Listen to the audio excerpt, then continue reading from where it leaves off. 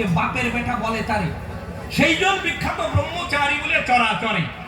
তাহলে নারীর সঙ্গ হলো কি হলো না এটা বড় কথা নয়, যেজন পিতৃ সত্তা ধরে রাখতে পারে মহাশয় তার এই জগতে পূজা দেয়, ব্রহ্মচারী কয়। বিয়ে না করলে তারা চিরকুমার কয়। আছে না চিরকুমার? ডক্টর ভগবতী চিরকুমার মানে বিয়ে করেনি, ওটা আর মিস্টার হয়নি, ভালো মতো মিস্টার হয়নি, একটু অল্প রয়ে গেছে আর কি। তাহলে ওটা চিরকুমার, ব্রহ্মচারী নয় তো। তাহলে যদি বলে যে নারী নিলে ব্রহ্মচারী কেটে যায়, তাহলে তো প্রভুকে সব আগে বাদ গেছে নাকি?